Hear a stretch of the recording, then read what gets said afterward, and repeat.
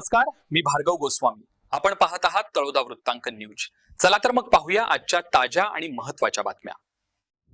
बंधारे आश्रमशाळा प्रकरणाने महाराष्ट्र हादरला.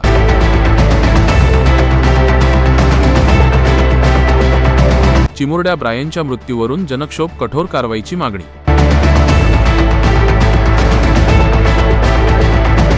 प्रतिनिधी मोसीम शेख यांच्यासह तळोदा वृत्तांकन न्यूज नेटवर्क, नवापूर. नमस्कार प्रेक्षक हो. तालुक्यातील बंधारे येथील आदिवासी विकास विभागाच्या शासकीय आश्रमशाळेत एका तिसरीतील विद्यार्थ्याचा मृतदेह सेप्टिक टँकमध्ये आढळल्याने संपूर्ण परिसरात तीव्र संताप आणि खळबळ उडाली आहे. ब्रायन राहुल गावित या निष्पाप विद्यार्थ्याच्या मृत्यूस शाळा प्रशासनाचा कमालीचा हलगर्जीपणा कारणीभूत असल्याचा आरोप करत सत्यशोधक शेतकरी सभेने प्रशासकीय यंत्रणेला चांगलेच धारेवर धरले आहे. मिळालेल्या माहितीनुसार ब्रायन गावित हा विद्यार्थी 3 एप्रिलपासून शाळेतून बेपत्ता होता. मात्र शाळा प्रशासनाने याबाबत ना तत्परता दाखवली ना पालकांना वेळेवर कल्पना दिली. 4 एप्रिल 2026 रोजी शाळेच्याच परिसरातील उघड्या सेप्टिक टँकमध्ये त्याचा मृतदेह तरंगताना आढळला. एका चिमुरड्याचा असा करुण अंत झाल्याने पालकांचा आक्रोश हृदय पिळवटून टाकणारा होता. या घटनेच्या निषेधार्थ सत्यशोधक शेतकरी सभेने तहसीलदार, जिल्हाधिकारी आणि पोलीस प्रशासनाला निवेदन सादर केले आहे. या निवेदनात शाळा व्यवस्थापक, मुख्याध्यापक आणि अधीक्षकांच्या भूमिकेवर गंभीर प्रश्न उपस्थित करण्यात आले आहेत.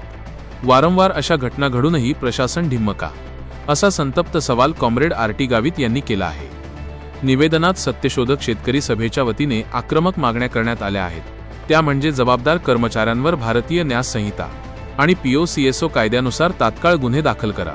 मुख्याध्यापक व अधीक्षकांना सेवेतून तातडीने निलंबित करा. या मृत्यूची निष्पक्ष न्यायालयीन चौकशी व्हावी. पीडित कुटुंबाला 25 लाखांची मदत आणि शासकीय नोकरी देण्यात यावी. जिल्ह्यातील सर्व आश्रमशाळांचे सेफ्टी ऑडिट करून उघडे खड्डे व टँक त्वरित बुजवण्यात यावेत. या निवेदनावर मृत विद्यार्थ्याचे वडील राहुल गावित, माजी सरपंच रमेश गावित यांच्यासह अनेक ग्रामस्थांच्या स्वाक्षऱ्या आहेत. जर प्रशासनाने येत्या काही दिवसांत दोषींवर कठोर कारवाई केली नाही तर नवापूर तालुक्यात तीव्र जनआंदोलन छेडले जाईल, असा इशारा कॉम्रेड आर.टी. गावित यांनी दिला आहे.